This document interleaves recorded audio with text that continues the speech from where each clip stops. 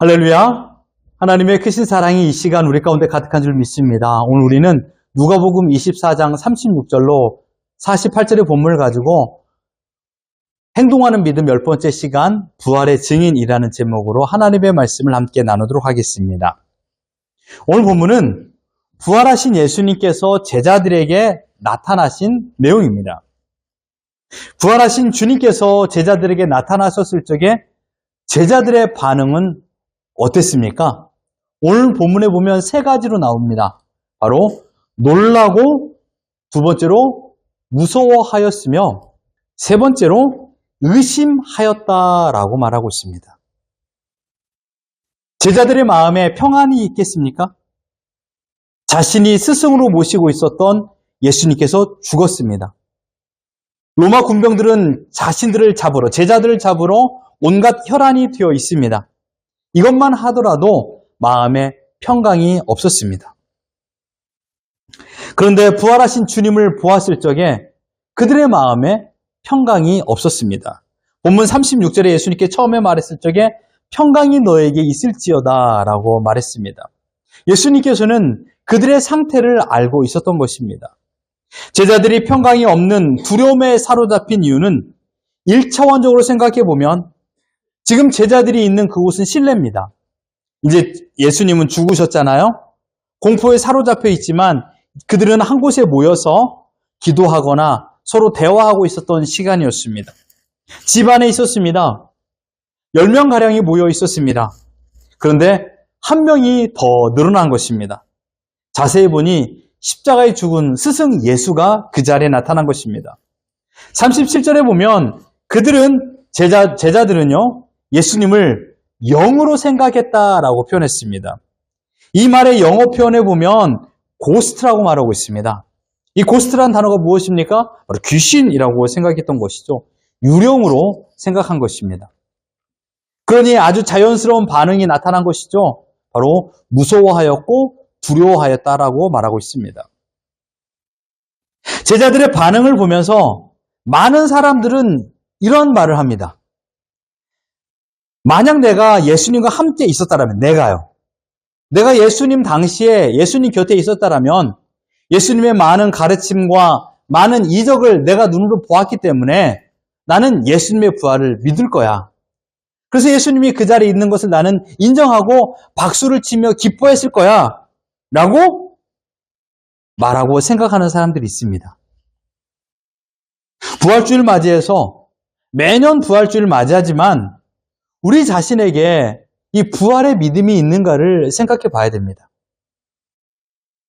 제자들의 믿음 없음을 지적하지 말고 나는 진심으로 부활하신 예수님을 믿는 믿음이 있는가 이것을 생각해 봐야 됩니다.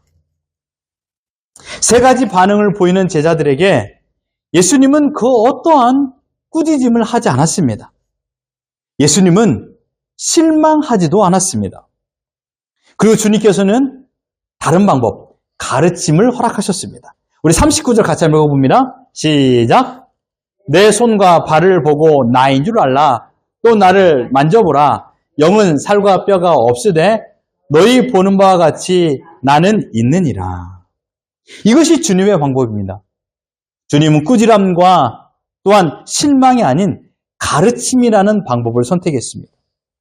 어쩌면 주님은 제자들의 반응을 이해하고 알고 계셨는지 모릅니다. 예수님은 제자들의 믿음이 아직도 연약하고 부족하다는 것도 알고 계셨습니다.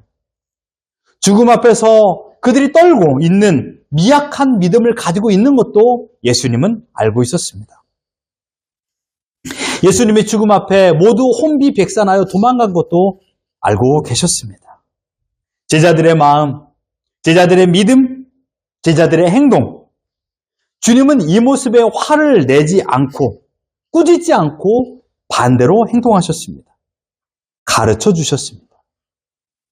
예수님을 유령으로 생각하는 제자들의 잘못된 생각을 가르쳐 주셨습니다. 너희들의 생각의 방향이 잘못되었다.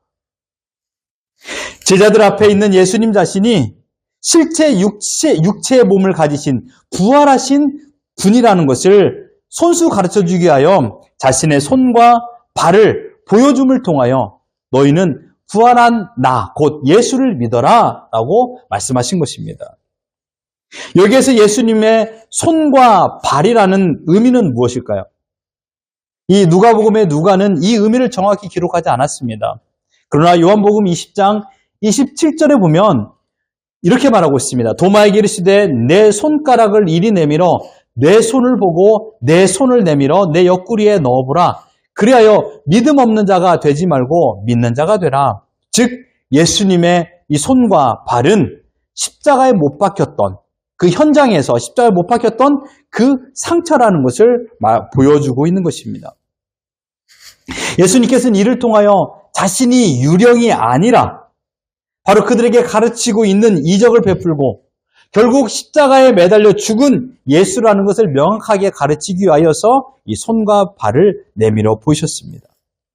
그리고 39절에 이렇게 말합니다. 또 나를 만져보라. 또 나를 만져보라. 여러분 이 말은요. 살아있기 때문에 만질 수 있는 겁니다. 죽은 영혼, 귀신을 만질 수 있습니까? 만질 수가 없죠. 살아있으니까 만질 수 있는 것입니다. 옆 사람을 만질 수 있는 이유는 살아있기 때문에 만질 수가 있는 것이에요. 그래서 예수님의 가르침에 제자들의 반응은 무엇입니까? 우리 41절 같이 한번 읽어봅니다. 시작! 그들이 너무 기쁨으로 아직도 믿지 못하고 놀랍게 여길 때 이르시되 여기 무슨 먹을 것이 있느냐 하시니. 예수님께서 자신의 손과 발을 증거로 육체적인 부활을 증명하셨지만 이를 목격하였던 제자들은 오히려 믿지 못했다라고 말하고 있습니다. 반대 표현하고 있죠. 믿지 못하면서 강한 거부의 표현, 그들이 너무 기쁨으로 라는 말하고 있습니다. 너무 기뻐서 믿지 못했다라는 말입니다. 너무 당황하여서 믿지 못했다라는 말로 생각할 수 있습니다. 누가는 제자들이 너무 좋아서 믿을 수 없었다라고 표현함으로써 부활하신 예수를 만난 그들의 기쁨을 극대화시키는 표현을 하고 있는 것입니다. 분명 스승 되신 예수님께서 자신이 죽고 3일 만에 부활할 것을 가르쳐 주었건만 이 일이 성취되리라고는 제자들이 믿지 못했던 것은 분명합니다. 하지만 믿지 못할 그 일이 지금 그들 눈앞에, 제자들 눈앞에 죽었던 예수님이 가르침 따라서 3일 만에 부활하여서 이 자리에 있으니 너무도 기쁜 일이기 때문에 그들은 놀라지 않을 수 없었습니다. 그리고 예수님은 제자들에게 부활의 확실성을, 자신의 부활의 확실성을 다시 한번 가르쳐 주었습니다. 이제는 손과 발의 그런 못자국을 가르쳐 준 것이 아니라 더욱 생동감 있는 가르침을 주었습니다. 41절 하반절과 42절 같이 읽어봅니다. 시작! 이르시되 여기 무슨 먹을 것이 있느냐 하시니 이에 구운 생선 한 토막을 드리니. 무슨 먹을 것이 있느냐? 예수님 부활에 대한 자기 결정적인 증거입니다. 증명을 하고 있는 것입니다. 제자들에게 믿음이 서서히 일어나는 것을 예수님께서 아시고 한 가지를 제안한 것입니다. 먹을 것. 여기서 먹을 것이라는 것은 곧 식사를 의미하는 것이죠. 왜냐하면 고스트, 유령은 음식을 먹을 수가 없잖아요. 살아있기 때문에 먹을 수가 있는 겁니다. 예수님은 제자들의 두려움에 대한 반응에서 확신 있는 믿음의 반응을 가르치기 위하여 물리적인 방법을 사용했습니다. 식사라는 방법을 사용했던 것입니다. 그 도구가 42절에 생선 한 토막입니다. 있어도 그만, 없어도 그만하는 그런 생선 한 토막, 보잘것없는 생선 한 토막이 부활을 증명하는 귀한 도구로 사용되었습니다. 이것이 오늘 본문의 전반적인 내용입니다. 우리는 여기에서 예수님께서 제자들에게 행하신 태도를 통하여 교훈을 받을 적에 두 가지를 생각해 보겠습니다. 첫째로, 믿음은 배워야 된다라는 것입니다. 배워야 된다. 믿음은 배워야 된다. 이 배우다라는 헬라어는 만다노라는 겁니다. 만다노. 이 뜻은요, 말 그대로 마음을 어떤 것으로 향하게 하다라는 뜻입니다. 배우다. 이것은요, 지식을 배우는 것도 있고 생각도 배우고요, 행동도 배우다. 모든 것을 말하고 있습니다. 나의 잘못된 행동, 나의 잘못된 생각, 나의 잘못된 태도, 나의 잘못된 말의 습관, 이 모든 것들을 배워야 됩니다. 그래서 어떻게 해요? 좋은 방향으로 가게 하는 것. 그래서 가르쳐주는 모든 사람은 선생이 될 수 있는 것입니다. 부모가 좋은 선생이 될 수 있죠? 배우자가 좋은 스승이 될 수 있죠? 학교에서 가르치는 선생님이 좋은 선생님이 될 수도 있고, 직장에 나보다 상사가 나의 선생이 될 수도 있습니다.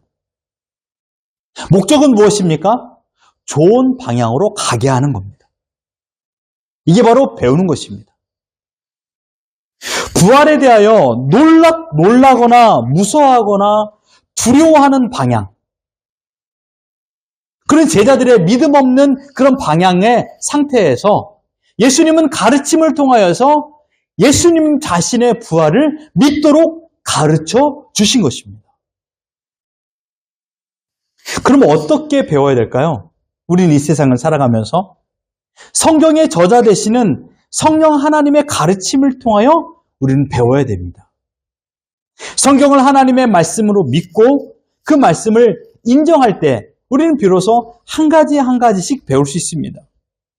예수님께서 부활하신 후 제자들에게 하신 일을 보십시오. 우리 44절로 47절을 한 목소리 읽도록 하겠습니다. 시작! 또 이르시되 내가 너희와 함께 있을 때 너에게 말한 바 곧 모세의 율법과 선지자의 글과 시편의 나를 가리켜 기록된 모든 것이 이루어져야 하리라 한 말이 이것이라 하시고, 이에 그들의 마음을 열어 성경을 깨닫게 하시고, 또 이르시되 이같이 그리스도가 고난을 받고 제3일에 죽은 자 가운데서 살아날 것과 또 그의 이름으로 죄사함을 받게 하는 회개가 예루살렘에서 시작하여 모든 족속에게 전파될 것이 기록되었으니 라고 말하고 있습니다. 여러분, 성경이 기록된 목적이 무엇입니까?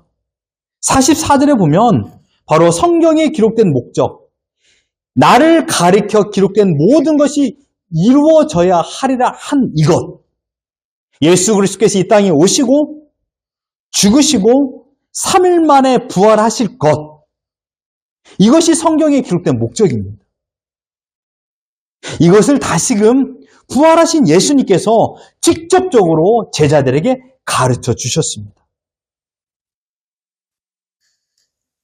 이 가르침이 제자들의 생각을 잘못된 생각의 방향에서 믿음의 방향으로 이끌어 주신 것입니다. 결국 제자들은요, 이 가르침을 통하여 부활을 믿게 되었고, 하나님의 존재, 하나님의 계획, 그리고 제자들이 어떻게 삶을 살아야 되는가를 배우게 되었습니다. 지금도 마찬가지입니다. 여러분, 믿음은요, 배워야 됩니다. 성령 하나님의 가르침을 받아야 됩니다. 배우지 않고서는 절대로 믿음은 스스로 굳건해지지 않습니다. 믿음은 절대로 자라지 않습니다. 그렇기 때문에 여러분들은 믿음을 배워야 됩니다.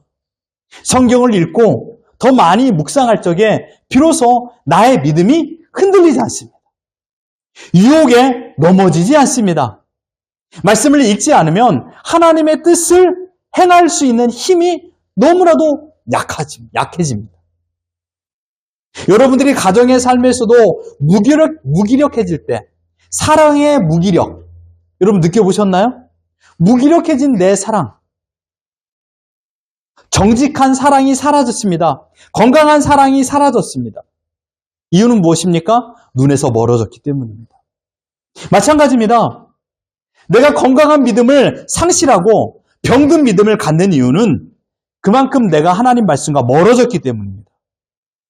하나님과 동행하지 않기 때문에 내가 건강한 믿음을 유지할 수 없는 것입니다. 따라서 우리가 해야 될 것은 하나님의 명령입니다. 믿음을 배워라. 하나님의 말씀을 읽고 묵상하고 성령 하나님의 말씀에 순종할 적에 믿음은 서서히 자라나기 마련입니다. 두 번째 가르침은 무엇입니까? 부활의 증인으로 오늘을 살아야 된다는 것입니다. 부활의 증인으로 오늘을 살아야 된다.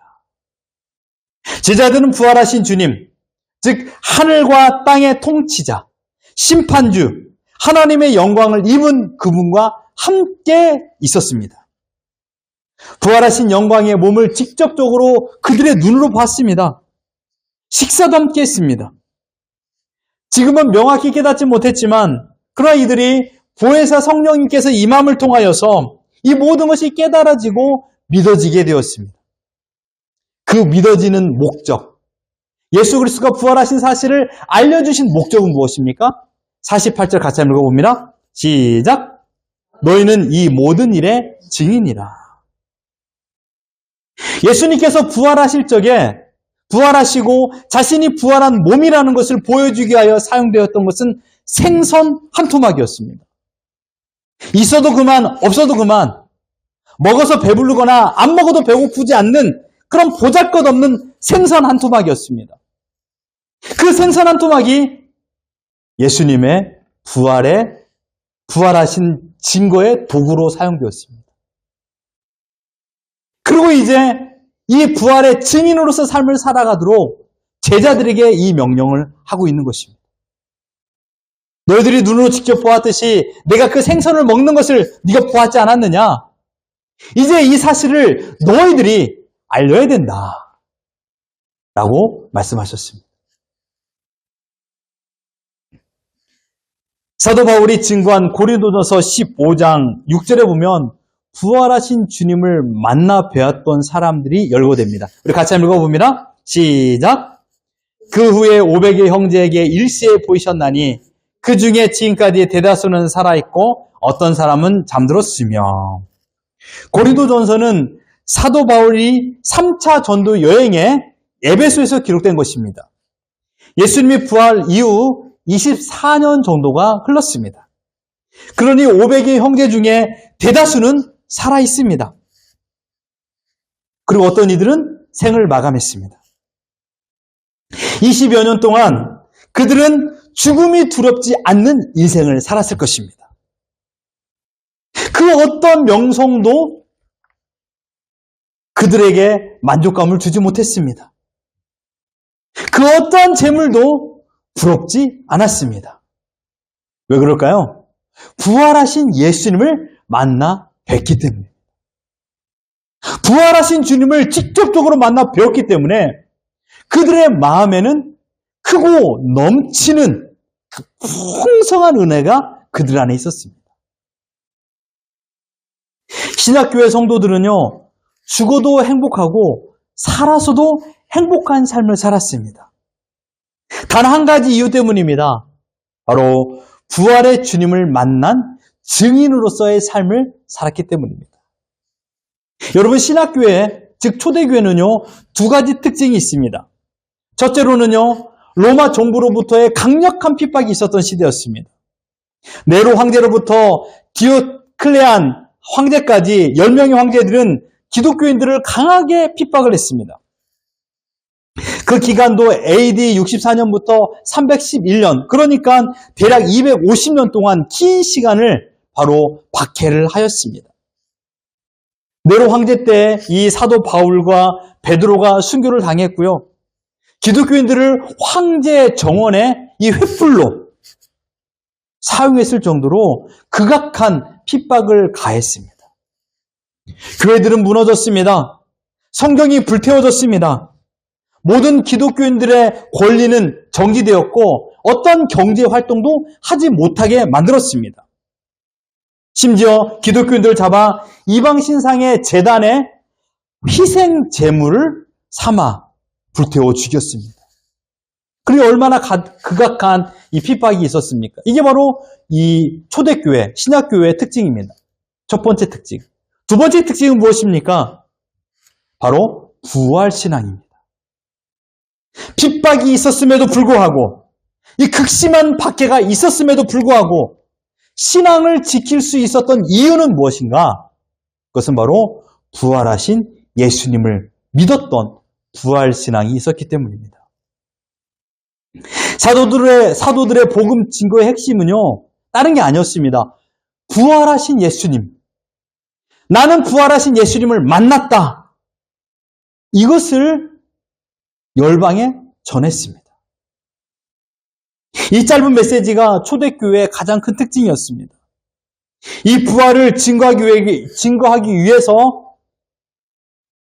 예수님께서 십자가에 달려 죽으시고 부활하셨다라는 것을 우리에게 알려주셨습니다. 제자들에게 가르쳐 주신 것입니다.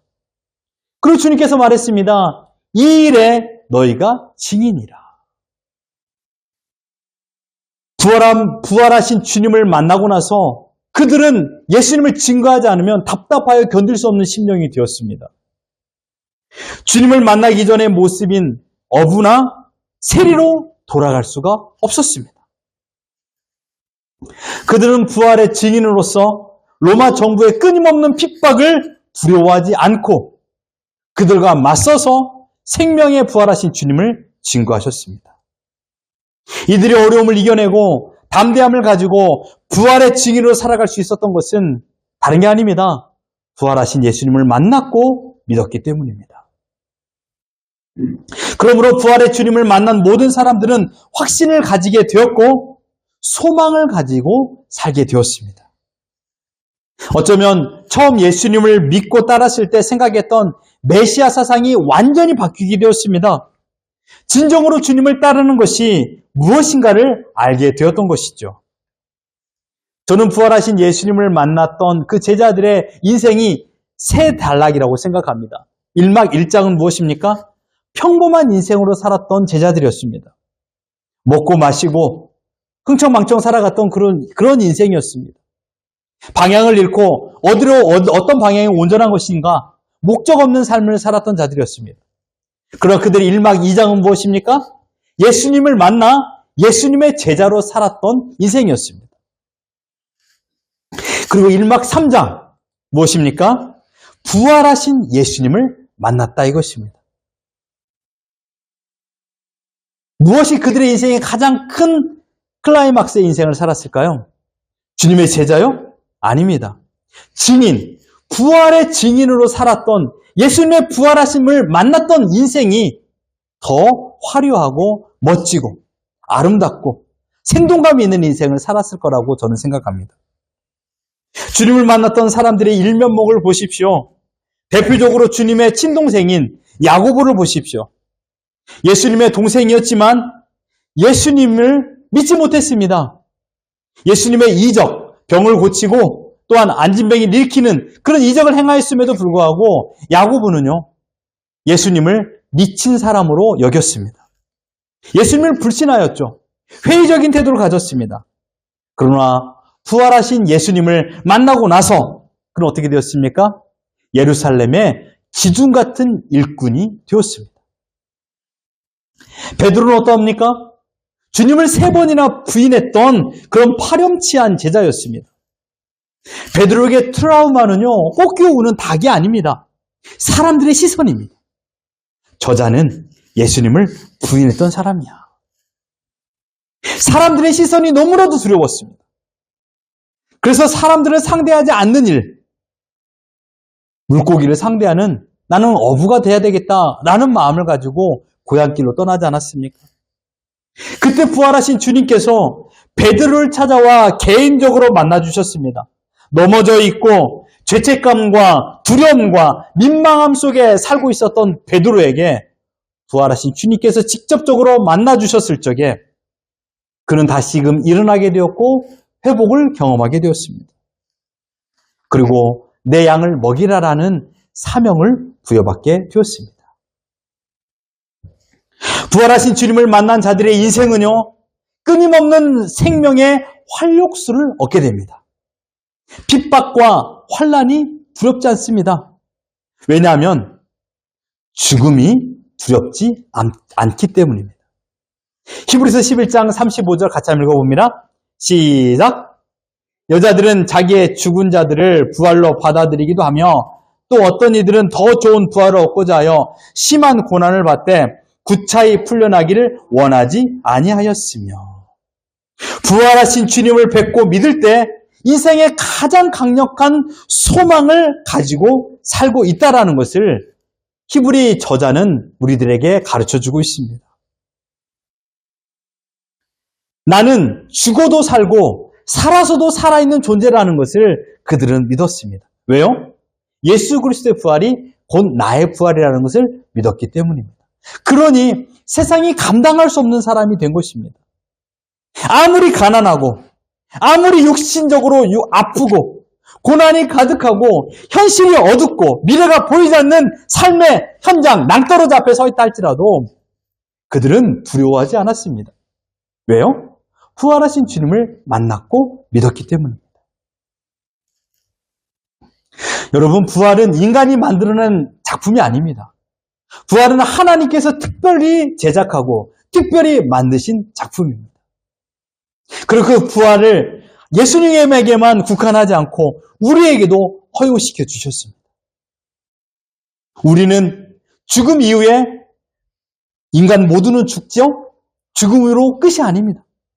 죽음 이후에 어떤 자들은 생명의 부활을 경험하고 어떤 자들은 죽음의 부활을 경험할 것입니다. 생명의 부활은 무엇입니까? 하나님의 자녀로서 천국에서 영원히 살아가는 부활을 말하는 것이요. 죽음의 부활은 무엇입니까? 지옥불에 들어가 영원한 고통을 당하는 부활을 말합니다. 여기서 생명은 어떤 것을 의미할까요? 바로 생명의 부활, 하나님의 자녀로서의 하나님 품 안에서 영원히 살아가는 부활을 의미하고 있는 것입니다. 여러분 기억하십시오. 우리는 세상으로부터 부름받은 하나님의 백성입니다. 세상으로부터 한 명 한 명 한 명 꼬집어 하나님께 정하여서 하나님의 백성 삼아 주셨습니다. 또한 우리는 세상으로 보냄받은 부활의 증인인 것을 믿습니다. 우리는 주님의 제자, 하나님의 백성, 그리고 부활의 증인으로서 오늘을 살아가야 됩니다. 누군가에게 우리는 생선 한 푸만과 같은 그런 보잘것없는 존재일 수도 있습니다. 있어도 그만, 없어도 그만 그런 존재가 될 수도 있습니다. 그러나 우리를 통하여서 하나님께서는 부활의 증인이 되기를 원하십니다. 여러분이 길거리에 나가서 예수님께서 부활하셨습니다라고 소리를 쳐도 됩니다. 여러분이 삶 가운데서 예수님이 부활하셨다는 걸 내가 믿고 항상 밝음과 기쁨과 감사를 가지고 살아가는 것, 이 또한 부활의 증인으로 오늘을 살아가는 것입니다. 현실은 분명 어렵습니다. 답답합니다. 안타깝습니다. 육신은 너무나도 아픕니다. 그러함에도 불구하고 밝음을 소유할 수 있는 이유, 항상 웃으며 기쁨으로 살아갈 수 있는 이유, 그 이유를 물어볼 적에 나는 부활하신 예수님을 믿고 있기 때문입니다. 라고 말하는 것. 이것이 바로 부활의 증인입니다. 이 세상에 살아가면서 우리가 기대하는 것은 무엇입니까? 바로 예수님의 다시 오심입니다. 주님께서 다시 오시면 우리는 영원한 천국에서 하나님과 동행하며 살아갈 것이라고 주님께서 약속하여 주셨습니다. 주님의 재림에 우리의 몸은요, 주님께서 변화되신 가장 완전한 몸처럼 우리도 변화될 것입니다. 그 모든 것을 허락하기 위하여 예수님께서 부활의 첫 열매가 되어주셨습니다. 그러니 지금 삶의 어떤 순간이라도, 지금 현재의 삶이 어렵고 고달프고 괴롭다 할지라도 부활하신 주님을 내가 믿노라면 나의 인생의 끝이 어떻게 될 것이라는 것을 우리는 유추할 수 있습니다. 오늘로 고난으로서 괴로움으로서 삶이 끝이 아닙니다. 우리의 삶의 끝은요, 바로 하나님 나라에서 영원하신 하나님 품 안에서 부활의 감격 가운데 살아가는 것입니다. 이 기쁨을 우리에게 허락하여 주셨습니다. 이 기쁨을 허락하기 위하여서 예수님께서 부활의 첫 열매가 되어주신 것입니다. 그러니 여러분, 나의 삶에서 예수님을 믿음을 통하여 현실의 어떤 삶에서도 두려워하지 마십시오. 염려로 반응하지 마십시오. 나의 여러분의 생각의 방향을 바꾸십시오. 말의 방향을 바꾸십시오. 태도의 방향을 바꾸십시오. 부활하신 주님을 믿는 방향으로 주님과 동행함을 통하여서 항상 기쁨을 가지고 항상 평안한 가운데 하나님께만 영광을 올리며 감사함으로 살아가는 우리 모두가 되기를 예수 그리스도 이름으로 축원합니다.